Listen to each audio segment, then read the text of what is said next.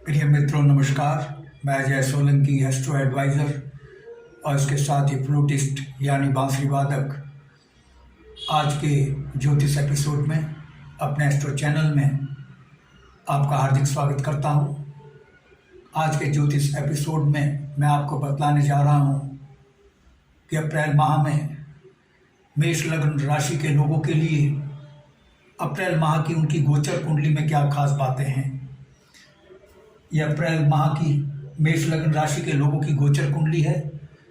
अप्रैल माह में ग्रहों की जो स्थिति परिवर्तित होगी, उस परिवर्तित स्थिति के अनुसार मैं आपको बतलाऊंगा।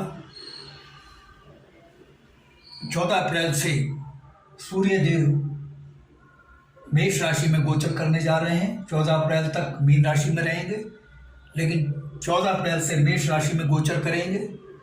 यह स्थिति बहुत लाभकारी होगी मेष लग्न राशि के लोगों के लिए। सूर्य देव मेष राशि में विराजमान होकर के और त्रिकोण के भाव के स्वामी होकर के केंद्र त्रिकोण राजयोग का निर्माण करेंगे, क्योंकि सूर्य देव त्रिकोण यानी पंचम भाव के स्वामी हैं और 14 अप्रैल से जो है केंद्र के भाव में लग्न में विराजमान होने जा रहे हैं। यह स्थिति सूर्य देव द्वारा केंद्र त्रिकोण यानी उच्च कोटि के राजयोग का निर्माण कर रही है। पंचम भाव जो है आकस्मिक धन लाभ का भाव है, संतान का भाव है, शिक्षा का भाव है। 14 अप्रैल से आपको आकस्मिक धन लाभ हो सकता है किसी भी स्रोत से। हालांकि ये पंचम भाव जुआ, सट्टा, लॉटरी से जुड़ा भाव है। जिन लोगों ने शेयर बाजार में इन्वेस्ट किया है, 14 अप्रैल के बाद उनको भारी मुनाफा होने की संभावना है शेयर बाजार से। और मेष लग्न राशि के लोगों के लिए एक अच्छी बात यह है कि जिनकी प्रथम संतान होनी है, उनको संतान होगी और वो प्रथम संतान जो है पुत्र रत्न होने की संभावना है, क्योंकि पंचम भाव जो कि प्रथम संतान का भाव है, यहाँ पर सूर्य देव की राशि विराजमान है, सिंह राशि स्थित है और सूर्य देव इस पंचम भाव के स्वामी हैं। सूर्य देव चूंकि पुत्र के कारक होते हैं, इसीलिए प्रथम संतान पुत्र रत्न होने की संभावना है। पुत्र हो या पुत्री, मेरे लिए सब समान है, क्योंकि आजकल बेटियां भी हमारे देश और समाज का नाम कर रही हैं, नाम रोशन कर रही हैं और बहुत ही महत्वपूर्ण दायित्व पर अपनी जिम्मेदारी निभा रही हैं, देश सेवा कर रही हैं। इसलिए पुत्र हो या पुत्री, कोई फर्क नहीं मानना चाहिए, दोनों में कोई भेदभाव नहीं होना चाहिए। लेकिन चूंकि जो लग्न कुंडली बता रही है, गोचर कुंडली, मैं वही बताऊंगा।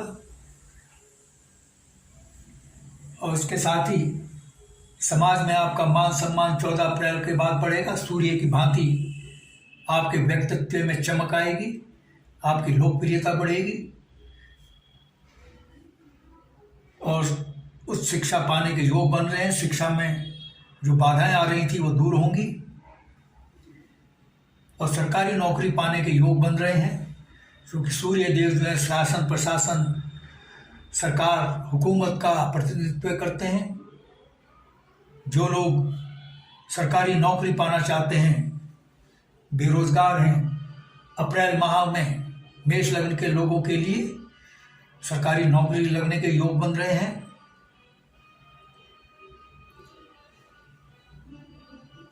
लेकिन एक नकारात्मक बात है और वो मामूली नकारात्मकता नहीं है, बहुत गंभीर नकारात्मकता है कि सूर्य देव से बृहस्पति देव 14 अप्रैल तक अस्त अवस्था में रहेंगे।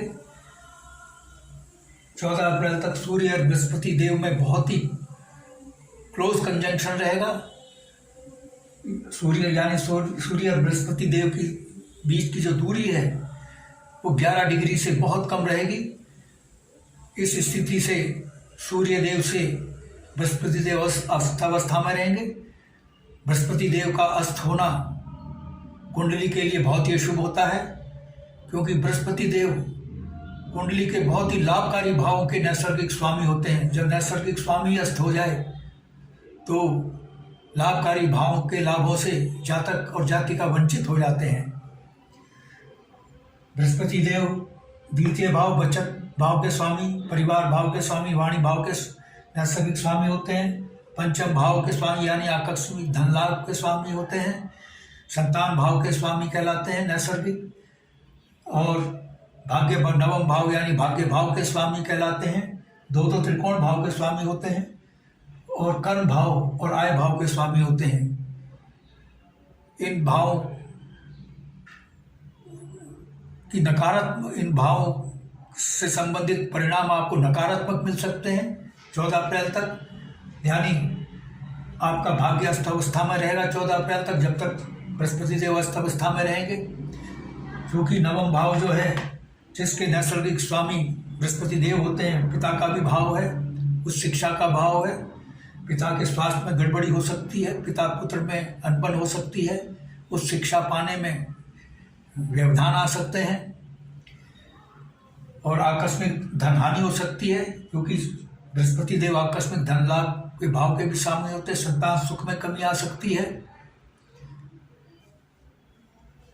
और पति पत्नी के आपस में संबंध बिगड़ सकते हैं। पारिवारिक सुख में कमी आ सकती है। आपकी वाणी कटु हो सकती है। 14 अप्रैल तक आप अपनी वाणी पर नियंत्रण रखें, क्योंकि बृहस्पति देव का अस्त होना आपकी वाणी को कटु बनाएगा। कटु वाणी से आपके संबंध बिगड़ सकते हैं और उसके साथ ही समाज में मान सम्मान आपका गिर सकता है। लेकिन ये 14 अप्रैल तक स्थिति रहेगी। बृहस्पति देव के अस्त होने पर जो नकारात्मकताएं हैं, जो हानियां हैं, उससे बचने के लिए आप उपाय कर सकते हैं। बहुत ही सरल उपाय मैं आपको बता रहा हूँ। आप बृहस्पतिवार को पीली वस्तुओं का दान कर सकते हैं, बहुत लाभकारी होगा। अस्पताल में रोगियों को फल वितरित करें। छात्र छात्राओं को पाठ्य सामग्री दान करें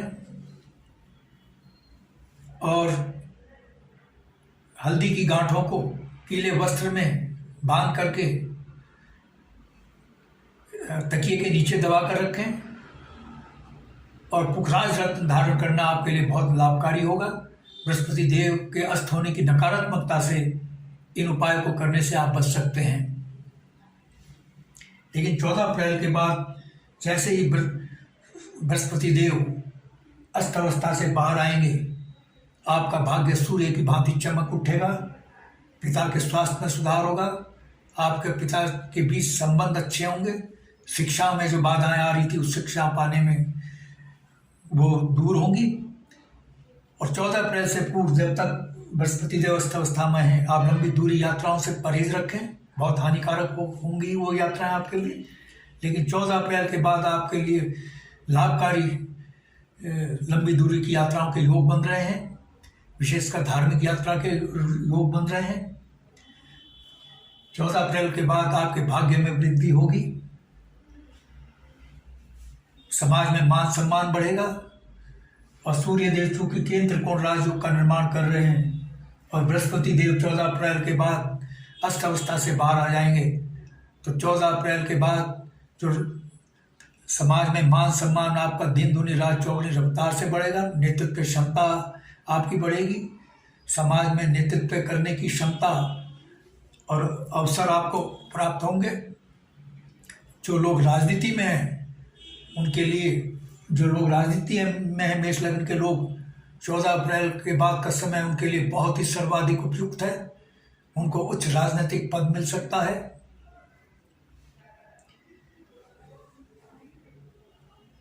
6 अप्रैल से शुक्रदेव जो है वृषभ राशि में प्रवेश करने जा रहे हैं। 6 अप्रैल से पूर्व मेष राशि में रहेंगे। उनकी दृष्टि अपने ही भाव पर पड़ रही है, जिसके स्वामी शुक्रदेव हैं।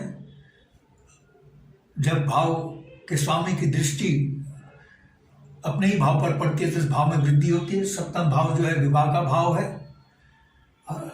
विवाह के प्रबल योग बन रहे हैं 6 अप्रैल के बाद। 6 अप्रैल और 6 अप्रैल से पूर्व और 6 अप्रैल के बाद भी बन रहे हैं, वो मैं बाद में बतलाऊंगा। विवाह के आपके प्रबल योग बन रहे हैं, लेकिन नकारात्मकता यह है कि शुक्रदेव आपकी कुंडली में योग मारक हैं, क्योंकि लग्न स्वामी के शत्रु हैं, योग मारक हैं।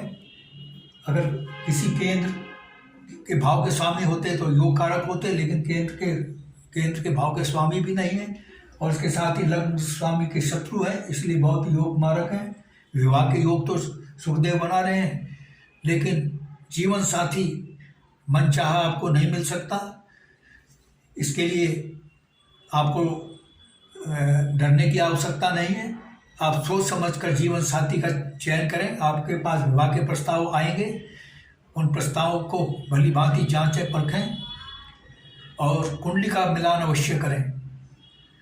अगर शुक्रदेव योग कारक होते तो आप आंख बंद करके प्रस्तावों को स्वीकार कर सकते थे विवाह के, लेकिन अप्रैल के माह में जो विवाह के आपके पास प्रस्ताव आएंगे, आंख बंद करके उनको स्वीकार न करें, जांच परख कर करें, वरना जीवन भर पछताना पड़ सकता है। गृहस्थ जीवन अशांत रह सकता है, वैवाहिक जीवन अशांत रहेगा विवाह के उपरांत। इसलिए कुंडली मिलाकर जांच परख करके उन प्रस्तावों पर विचार करें। क्योंकि ये 7वां भाव बिजनेस का भी भाव है, बिजनेस को ग्रोथ मिलने की संभावना है, लेकिन बिजनेस में उतार चढ़ाव आने की भी संभावना है, क्योंकि शुक्रदेव योग मारक हैं। जहाँ बिजनेस में आपको मुनाफा होगा वहाँ खर्चे भी बढ़ सकते हैं, बिजनेस पार्टनर आपको धोखा दे सकता है, आप सावधानी बरतें। बिजनेस पार्टनर से आंख बंद करके पैसा निवेश ना करें।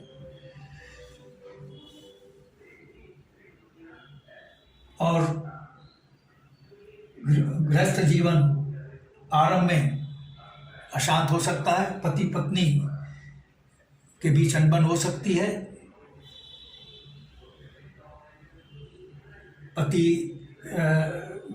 लेकिन हाँ, एक चीज़ और हो सकती है, पति पत्नी में से दोनों या दोनों में से कोई भी अस्वस्थ हो सकते हैं, अनबन की भी संभावना है। लेकिन जब बृहस्पति देव 22 अप्रैल को मेष राशि में आएंगे तो स्थिति पलट जाएगी। विवाह के तो बहुत प्रबल योग बने, फिर पुनः विवाह के प्रबल योग बनेंगे। 2 ग्रह विवाह के बहुत प्रबल योग बना रहे हैं आपके शुक्रदेव और बृहस्पति देव। 22 अप्रैल के बाद जो विवाह के प्रस्ताव आपके पास आएंगे उसमें आपको ज़्यादा जांच परख करने की आवश्यकता नहीं है, वो आपके मन माफिक होंगे प्रस्ताव 22 अप्रैल के बाद। लेकिन 22 अप्रैल से पूर्व आपके पास विवाह के जो प्रस्ताव होंगे वो मन माफिक नहीं हो सकते, जांच परखने की आवश्यकता होगी। लेकिन चूंकि बृहस्पति देव एक शुभ ग्रह हैं और कुंडली के लिए योग कारक हैं, त्रिकोण के भाव के स्वामी अवस्था अवस्था से बाहर हो जाएंगे, उनकी जब 7वीं दृष्टि पड़ेगी विवाह के भाव पर तो आप पर बहुत ही आपके मन माफिक विवाह के प्रस्ताव आपके पास आएंगे। लेकिन 22 अप्रैल से पहले मन माफिक विवाह के प्रस्ताव नहीं आएंगे। एनीवे, विवाह के आपके बहुत प्रबल योग बन रहे हैं अप्रैल माह में। इसी प्रकार से शनिदेव चूंकि आय भाव के स्वामी हैं और एक सम ग्रह हैं, यानी ना तो मित्र हैं ना शत्रु हैं लग्न स्वामी के, चूंकि आय भाव के स्वामी हैं और अपने ही भाव में विराजमान हैं, आपकी आय में अप्रैल माह में आशातीत वृद्धि होगी, भारी वृद्धि होने की संभावना है। और इसके साथ ही जो लोग नौकरी में हैं उनकी पदोन्नति के योग बन रहे हैं। और पदोन्नति के बाद जो आपका तबादला होगा वो आपकी मनो इच्छा के अनुसार होगा, आपके अनुकूल होगा, आपको सूट करेगा। और इसके साथ ही शुक्रदेव जब अपनी राशि में प्रवेश करेंगे 6 अप्रैल को, वृष राशि शुक्रदेव की राशि होती है, यानी बचत भाव के स्वामी होंगे, परिवार भाव के स्वामी कहलाएंगे। आपकी बचत में भी वृद्धि होगी और पारिवारिक सुख में भी वृद्धि होगी। लेकिन वाणी पर आपको नियंत्रण रखना है। और चूंकि बृहस्पति देव जो है अस्थावस्था में रहेंगे 14 अप्रैल तक आपको उदर से संबंधित, लीवर से संबंधित और कान से संबंधित रोग आपको सता सकते हैं। और मंगल देव चूंकि पीड़ित अवस्था में हैं, शत्रु राशि में विराजमान हैं, आपको बीपी से संबंधित और हड्डी मज्जा से संबंधित रोग सता सकते हैं। और चूंकि मंगल देव जो हैं अशुभ भाव के स्वामी हैं, जो कि अष्टम भाव है, क्योंकि इनकी यहाँ वृश्चिक राशि मौजूद है और ये जो अष्टम भाव होता है कुंडली का सबसे अशुभ भाव कहलाता है। रोग, मृत्यु, असाध्य रोग, मृत्यु, शत्रु और मृत्यु तुल्य कष्टों का भाव कहलाता है। आप सावधानी बरतें। अप्रैल माह में कोई एडवेंचरस कार्य ना करें। ज्योतिष विज्ञान कोई डराने का काम नहीं करता। ये हमारे ऋषि मुनियों ने सावधान करने के लिए बनाया, जिससे कोई अशुभता है उससे सावधान रहे। यदि आपने सावधानी अपनाई तो अशुभता आपका कुछ नहीं बिगाड़ पाएगी। कोई एडवेंचरस कार्य ना करें। विशेषकर 14 अप्रैल से पूर्व तक कोई एडवेंचरस कार्य ना करें। वाहन नियंत्रित गति से चलाएं।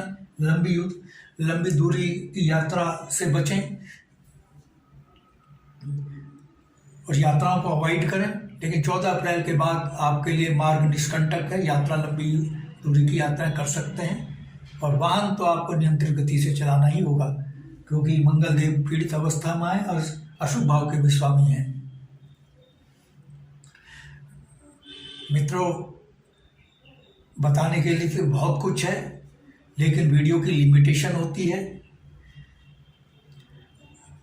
कुंडली एक महासागर होती है, इसमें जितना प्रवेश करते जाओ उतनी नई नई बातें मिलती जाती हैं। एक दिन का 24 घंटे भी कम पड़ेंगे अगर कुंडली का विश्लेषण मैं करता रहूं, तो भी 24 घंटे भी का भी समय बहुत कम रहेगा। यदि आपको मेरा एपिसोड पसंद आया है, I request you to please subscribe my channel. मेरा चैनल सब्सक्राइब करने से आपको 2 लाभ होंगे। एक तो अगला ज्ञानवर्धक ज्योतिष का एपिसोड मेरा सबसे पहले आपके पास पहुंचेगा, और दूसरे चूँकि मैं फ्लूटिस्ट भी हूँ, बांसुरी वादक भी हूँ और बांसुरी सिखाने के ट्यूटोरियल भी इसी एस्ट्रो चैनल में डालता हूँ। और इसके साथ ही बॉलीवुड के सुपरहिट देशभक्ति के और भक्ति के और एवरग्रीन बॉलीवुड के गाने मैं बांसुरी से बजाकर बैकग्राउंड म्यूजिक के साथ अपने स्टूडियो में शूट करके इसी एस्ट्रो चैनल में डालता हूँ। मेरे चैनल का आपको भरपूर लाभ मिले। I therefore request you to please subscribe my channel. यदि आपके मन में कोई प्रश्न या क्वेरी है तो आप कमेंट बॉक्स में कमेंट कर सकते हैं। और यदि आप अपनी लग्न पत्रिका या जन्म कुंडली की एनालिसिस करवाना चाहते हैं तो आप अपने प्रश्नों के साथ अपने बिल्कुल सही जन्म तिथि, जन्म समय, जन्म स्थान मेरे व्हाट्सएप नंबर 9411769698 पर भेज सकते हैं। मैं आपके प्रश्नों का तुरंत उत्तर दूंगा, तुरंत रिप्लाई दूंगा। बस आज इतना ही मित्रों। नमस्कार, धन्यवाद।